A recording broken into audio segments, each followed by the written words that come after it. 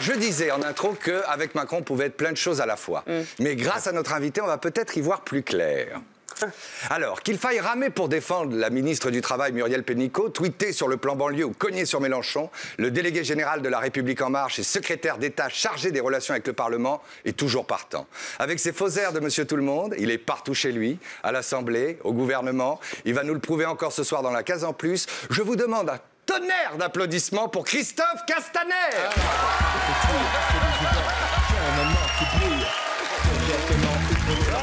Le public est enthousiaste encore. Monsieur Bourseiller, Sandrine Calvéral. Méfiez-vous de ce garçon. Je vous en prie, prenez place. Merci d'être là. Donc, vous jouez au tennis ensemble. Oui, c'est ça. On a plus d'un point commun ensemble. Et on ne dira pas lequel gagne. Voilà, oui. Bon, alors, je vous cours après toujours sur le terrain avec mon micro. Souvent. Vous m'évitez, mais alors là, les issues sont fermées. On vous tient, on ne vous lâche plus. On vous posera toutes les questions.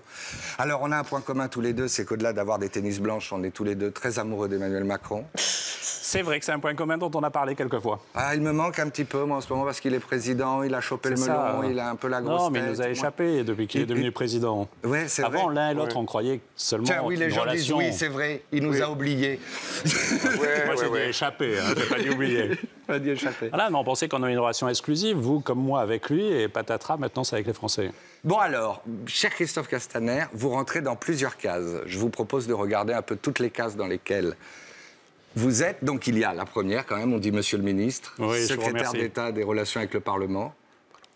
Je confirme.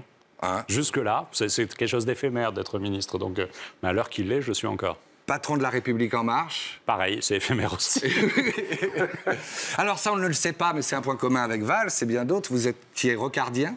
Ah ouais, je suis rentré au Parti Socialiste par et pour Michel Rocard. Et je suis resté rocardien, c'est pour ça que je suis avec Emmanuel Macron. Bon, marcheur, mais pas forcément le parti politique. Vous aimez aussi beaucoup vous déplacer dans votre circonscription. Il paraît qu'il a traversé toute sa circonscription à pied pour aller rencontrer les électeurs. 272 kilomètres. Même en tout, ça avait été 310 km, effectivement. Oh, il en a fait en plus. Supporter de l'OM aussi. Oui, c'est mon tropisme provençal, évidemment. Supporter de l'OM est triste de cette finale. Et on le sait moins, adepte de la méditation. Ouais. C'est vrai. Ça, vous allez en avoir besoin, là.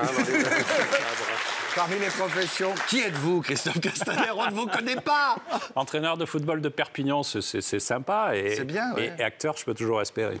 Alors, on a calculé que sur notre échantillon représentatif interviewé par Paul de Saint-Cernin, seulement 40% des gens vous connaissent. Ouais, malgré vos passages télé. Mais la photo n'était pas très ressemblante. Hein, 40%, c'est énorme en même temps. Moi, c'est ce qui m'impressionne. Il ressemblait un peu à Weinstein hein, sur la photo, j'ai trouvé. Non, c'est parce que on ne fera pas de lien. Non, mais juste, d'abord, je ne suis pas connu par tous les Français et c'est normal. Mais je peux vous dire que ce début de notoriété que j'ai, il est très, très, très surprenant. Oui, oui, c'est ce qu'on veut. C'est quelque chose qui est bizarre à vivre. Enfin, vous êtes arrivé au pouvoir et vous avez été connu ensuite. Oui, c'est vrai que vous allez au restaurant. Mais les gens sont super gentils. Ouais. Sont toujours très respectueux. Pour polis, l'instant. et très gentils. Pour l'instant. Et vous voulez dire qu'après l'émission, la case en plus, elle est risquée? Non, c'est pas ça, mais je pense que l'année prochaine, vous risquez de vous faire virer du resto, je pense. Hein. Bon, alors justement, revenons à un peu plus de légèreté. C'est le printemps, c'est la fête, on va avoir envie de danser. Vous souffrez peut-être de trop d'anonymat encore, mais la case à part de Sandrine est bien plus Au connue. printemps, t'as envie de danser, toi? Non, on a envie de baiser au printemps. Mais ça Le sujet revient. Et vous, au printemps, vous avez ça plutôt va envie de ensemble. quoi? Joker, comme dirait Gérard Collomb, Joker. Ah ouais, et lui, son joker d'ailleurs, c'est peut-être un petit couac. Non, je m'en souviens plus. Tiens, on est en transe sur le plateau. Ça danse. Il est fabuleux, le regardez, vous le connaissez, hein? Ah oui, alors, il se trouve que... D'abord, parce que c'était un maître de la musique techno, et c'est le seul qui a duré comme ça. Et il se trouve qu'à l'époque, je travaillais avec la ministre de la Culture, Catherine Trottmann, après sa victoire de musique, quand il avait été à l'Olympia. Et on voulait accompagner ce caractère, non pas institutionnel, mais cette reconnaissance de la musique techno en France. Est-ce que vous êtes intéressé au mariage princier? J'ai zappé en fin de matinée, samedi, je dois le confesser, mon père. Vous avez versé une petite larme? Non. Mais je les ai trouvés extrêmement rayonnants, extrêmement beaux à la fin de la messe. Objectivement, je les zappé à ce moment-là. J'étais en famille, hop, on a zappé. Vous êtes un peu identifié à eux, peut-être? Non, mais Vous avez pensé à Emmanuel? Non, j'ai zappé assez peu de temps quand même là. Du coup, j'ai pas eu le temps de m'identifier. Alors justement, Emmanuel Macron, si on en parlait un peu, parce qu'il faut que je vous dise qu'à cause de Cannes, on n'a pas pu lui souhaiter son anniversaire. Je n'ai pas dit fêter, hein, parce que je sais que vous êtes réticent vous avez raison. à la notion de fêter l'anniversaire. Je sais qu'il n'y a pas d'occasion de fête, mais moi j'ai organisé un rassemblement des marcheurs, des premiers marcheurs, des bénévoles, de ceux qui ont contribué à la campagne. J'ai invité le gouvernement aussi à cette petite rencontre. Alors qu'est-ce que vous en pensez un petit peu de tout ça, justement, d'un Michel Sapin qui pourrait au moins dire qu'il fait la même politique que nous, qui parle de la continuité, que c'est nous qui avons amorcé la croissance et tout ça? Non, mais moi, j'ai jamais jeté le bébé avec l'eau du bain. Je pense que François Hollande a fait une part du chemin, mais toujours entre deux. Vous êtes bien le seul à le dire. Hein. J'ai interviewé beaucoup de membres du gouvernement, tous nient, hein, non, mais le maire en tête. Oui, on l'a jamais entendu, ça. Oui, ça, on l'a jamais entendu. Non, mais moi, je l'ai déjà dit, mais je pense que... Redites-le. On va le dire pour les autres ministres. Merci, François. Merci, François. Non, mais je vais finir, parce que je vais peut-être une double dimension dans mon propos. D'abord, celle de reconnaître que François Hollande a réconcilié le Parti socialiste et socialiste avec l'entreprise. Parce qu'avant, on était dans la caricature de cette opposition entre salariés, patrons, etc. Et il y a eu cette étape-là, elle a été essentielle. Mais ensuite, et c'est un peu le caractère de la politique de François Hollande, on n'a jamais osé aller trop loin. On a toujours été entre deux, avec cette idée qu'il fallait ne pas affronter. Emmanuel Macron, il s'est affranchi de cela avec ce seul sujet de savoir si, quand on avance, ça permet d'être plus efficace. Il ne se pose pas la question de savoir si une idée, quand une personne lui parle, est de droite ou de gauche, mais seulement si elle est utile, si elle est efficace et si elle marche. Quand on dit on avance, on entend sans arrêt ce discours. Là où vous avez vraiment réussi, c'est à ringardiser les autres. C'est-à-dire tout ce qui fait partie de l'ancien monde est ringard, vieux, dépassé, obsolète, etc. Et là, le fait, on prend n'importe quelle réforme, le fait de réformer, de bouger, d'agir, d'être dans l'action, on entend ça sans arrêt, c'est forcément bien. Parce que la société évolue, donc on bouge avec la société. Mais est-ce que la société évolue dans le bon sens ? Pas toujours. Non, pas mais toujours, là, vous évoluez avec elle. Non. Si on regarde les chiffres, je termine mais... juste. Les chiffres, alors peut-être vous ne serez pas d'accord, mais c'est l'INSEE, Oxfam, enfin, tous les organismes normalement indépendants, l'INSEE, vous ne pouvez pas dire l'inverse, qui prévoient que l'écart entre les riches et les pauvres va encore augmenter avec la politique que vous faites et que vous préconisez, que la part des actionnaires du CAC 40, vous ne pouvez pas dire l'inverse, hein, parce que ça c'est public, a encore augmenté. Et quand on entend Macron, en général, il refuse de l'entendre. On l'a bien vu dans le truc. Cyril lui dit, il y a une colère des gens. Non. Mais qui sont ces gens? Sont-ils vraiment en colère? Alors, je peux me répondre? Oui, allez-y. Vous avez cité Oxfam. Et vous avez parlé d'avant. Et bon, il se trouve que l'étude d'Oxfam, elle s'arrête à 2015. Rappelez-moi. Non, mais non. Ils viennent de sortir des chiffres. Vous rigolez. Et les chiffres de l'INSEE, ce sont les chiffres qui prévoient pour l'année prochaine. Le revenu des plus riches va augmenter de 2,6%. Le revenu des plus pauvres... C'est un peu ce que me dit Michel Sapin. Baissé de 0,6%. Et ça, c'est l'INSEE. Non, mais vous pouvez affirmer les choses. Oxfam. Alors, ce que je veux vous dire, sur l'INSEE, d'abord, c'est pas l'année prochaine, ils ont fait une analyse pour l'année 2018. Et depuis, ils ont corrigé leur analyse. Parce qu'ils n'avaient pas intégré la totalité, ils ont revu leur analyse. Donc, non, mais, voilà, dites-le à tout le monde, les inégalités ne sont pas en train de s'accroître. Vous prenez des références. Ah, mais je pense que les inégalités ne sont pas en train de s'accroître quand le chiffre... Mais excusez-moi. Votre caricature, vos rires goguenards ne font pas un argument. Et je vais aller au bout de ma phrase. Quand le chômage baisse en France, je pense que ça diminue les inégalités. Alors on peut préférer la société de l'allocation et de la subvention. Celle où on considère qu'on peut donner de l'argent chaque fois qu'il y a un problème alors qu'on n'a plus d'argent, qu'on a 70 milliards, 67 cette année, de déficit budgétaire. Ou alors on peut investir massivement sur la formation, à l'école primaire, au collège avec le système des devoirs faits, où on garde les enfants dans le collège plutôt que de les renvoyer chez eux le soir, où ils subissent la double peine le lendemain. On réforme le baccalauréat, on réforme l'accès à l'université. Alors vous avez des gens qui nous expliquent que non, il y a la sélection. Mais la colère, elle est un peu marginale. C'est ça qui va faire baisser la marge des actionnaires du CAC 40, vous rigolez. Moi, ce qui compte, elle est générale aussi. D'abord, je veux vous dire, il y a 40... Elle n'est pas que marginale. Elle n'est pas du tout marginale. Cette colère, vous dites qu'elle est marginale. Enfin, j'ai pas dit ça. Vous m'avez entendu dire ça? Oui, là, vous venez de le dire. Non, j'ai dit le CAC 40. C'est un réflexe de Pavlov chez vous, ça n'existe pas. Soyez un tout petit peu dans l'écoute.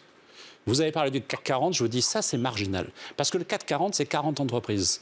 Que moi, je suis dans un département où j'ai aucune entreprise du CAC 40. C'est marginal, ça représente combien de milliards? Mais vous caricaturez le monde de l'économie en pensant que tout se joue sur les entreprises du CAC 40. Et je vais vous dire un truc. J'ai dit ça.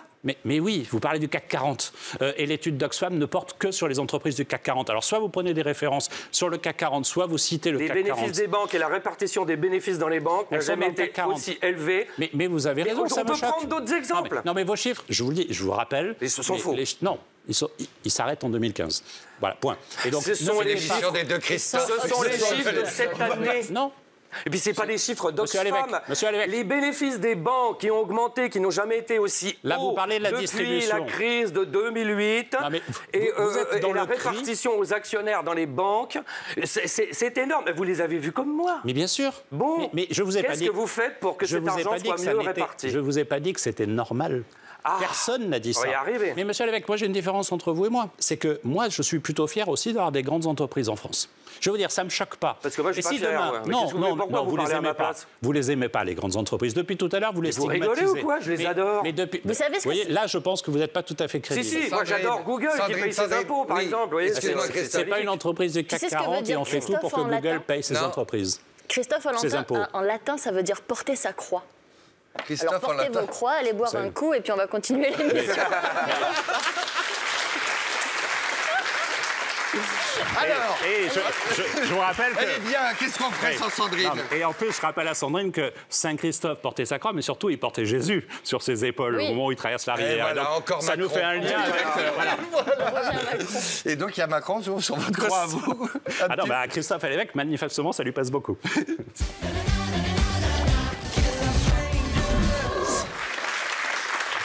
Alors on change de place, car c'est moi. Alors je garde les fiches de Cyril. Non, parce que déjà que vous avez piqué les fiches de Vauquier. Ah oui, dans l'émission politique. Dans l'émission politique, il avait piqué les fiches de Vauquier, je le dis, je le dénonce. Hein. Non, mais c'est un garçon distrait, comme Cyril. Alors, le principe est simple. 1 minute 30, je vais vous poser des questions simples. Vous me répondez tout de suite sans réfléchir. Aïe. On parle à votre cerveau reptilien. Ouais, mais je réfléchis assez peu, moi. Oui. Chaque chroniqueur pourra faire une pause quand il le souhaite, virtuel. une fois. Oh, une fois, mais 10 minutes. Voilà. Pour vous récompenser si vous réussissez ce quiz, on a pensé à un petit cadeau, comme vous avez un petit côté fan d'eux. On a pensé à une affiche de la campagne présidentielle de Michel Rocard qui date de 1969. Bah, c'est gentil, mais je peux la garder même si je perds le quiz? Non, on verra. C'est-à-dire qu'il faut répondre à plus de 10 questions. On verra. Ah oui, non mais je la garde quand même. Si vous gagnez, il faut vous motiver. Ah oui. Moi, je vous l'aurais donné, mais ça marche pas comme ça ici. Bah, il est sans cœur. Il est sans cœur. Attention, chrono, c'est parti. Vous êtes le bras droit d'Édouard Philippe ou la jambe gauche d'Emmanuel Macron? Les deux. En même temps. On va vérifier que vous avez toujours l'accent. Vous pouvez prononcer des roses jaunes et blanches. Ah oui, rose, jaune et blanche.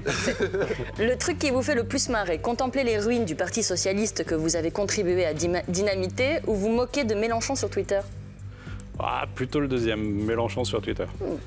Le surnom dont on vous a affublé que vous détestez le moins. Kéké, Simplet, Narvalo ou Fayot en chef? Bon, Kéké dans le Sud, on pourrait presque le revendiquer. Ah ouais. C'est quoi vos points communs avec le Premier ministre à part la barbe? Oh. Il a plus d'humour que moi. Le point commun avec le Premier ministre. C'est un petit poulet comme vous, peut-être? Non, Ça s'appelle mon petit on aime poulet. bien le whisky japonais. Ah, bien. Voilà. Pain, pause et changer de parti. Bah, lui, il a été exclu, moi j'étais parti avant. Ok. Vous avez réponse à tout, hein. Vous devriez faire de la politique. Oui, mais il a été exclu parce qu'il a été nommé Premier ministre, non? Ouais, c'est ça, mais ils ont mis du temps, ils s'étaient trompés dans la convoque, tout ça. Ok, c'est reparti. Quelle chance il a d'être Au exclu sujet des de Macron, Républicains. Philippe de Villiers a déclaré « S'il avait une soirée à perdre, il préférerait la passer avec moi plutôt qu'avec Christophe Castaner ». Vous êtes jaloux ou vous êtes vexé? Qui ça? Vous, Philippe de Villiers. Ah, non, qui ça? Au sujet de Macron. On va la J'avais refaire. bien entendu, je tentais de faire de l'humour. Je n'ai pas compris. Je suis désolée. Mais L'humour des effectivement, politiques... Édouard Philippe est plus drôle. C'est vrai. J'avais pas compris cette blague. C'est parti. Vous êtes le roi des lapsus, lequel vous fait encore rire? Muriel Pinocchio ou les parlementaires expérimentaux? Ah, les deux. Et il vaut mieux en rire. Vous dites, je suis juste un ordinateur qui a le logiciel Macron et l'application Philippe. Personne ne vous a demandé d'équiper Hulot et Nissan par hasard. Pas encore. Très bien. Bravo. Est-ce que notre invité a gagné? Ouais. On lui dit que oui. Merci. Elle est méritée. Et Cyril, je te rends ta place. Merci. Merci. C'était bien les questions, hein. Oui, on vous a pas demandé d'équiper Hulot et Nissan. Non, bon, Ils en ont pas besoin. Alors, depuis le début de l'année, après justement le cerveau animal, on s'adresse à la case émotionnelle. Et donc, on essaie, racoleurs que nous sommes, en télé, d'étirer une larme, de toucher l'émotion de notre invité. Mais avec vous, on a un problème d'émotion. Parce qu'on a ça. À Marseille, on a un truc. Vous savez, c'est... Je sais plus comment c'est, qui saute pas et pas marseillais. Allez, on y va? Qui saute pas n'est pas marseillais. OK? Qui saute pas n'est pas marseillais. Ouais! Qui saute pas n'est pas marseillais. Allez, allez! Et je vous en propose une autre. Qui saute pas n'est pas Macron. Qui saute pas n'est pas... Bon, vous avez du mal à passer vos émotions. Il y a un problème de rythme, Christophe. Voilà. Alors, je conseille. En fait, j'ai deux problèmes. Il y a un problème de rythme, et puis il y a un autre problème, c'est qu'en fait, on avait des micros pendant la campagne qui étaient super efficaces et qui prenaient absolument pas le son de la salle. Ah. Et dans la salle, ça avait plutôt bien marché. Il y a un journaliste qui avait filmé du fond, et ça marchait bien, notamment parce que la salle avait plus le rythme que moi. Non, on peut les retrouver sur Internet. On sent qu'il a été socialiste, la il ment salle, bien. ça marchait. Par contre, je suis d'accord sur le rythme, c'est une catastrophe. C'est terrible. Mais c'est drôle en tout cas. Ouais, mais ça fait 200 Surtout fois que je me la mange quand même. Surtout quand vous partez en arrière en sautillant comme ça. Bon, ben, en tout cas, ça nous a déclenché une émotion à nous. Écoutez, bonne route. On va pas vous juger tout de suite, hein, contrairement à Christophe. Nous, on va attendre un Il m'a quinquennat. condamné, il m'a pas jugé, il m'a condamné. Non, mais vous savez quoi? Moi, je souhaite de tout cœur, mais vraiment, je suis sincère, que le vote politique fonctionne, parce que si elle fonctionnera Oui, pour tout le monde. c'est dans notre intérêt. J'ai des doutes. Le type est charmant. Le problème, c'est senti. qu'on a eu Trump J'ai après senti votre part Obama de et doute. qu'on voudrait pas avoir une Le Pen après Macron. Vous voyez, il est là le danger. Mais je partage. Bon, vous partagez. Ben, merci infiniment, Christophe Castaner.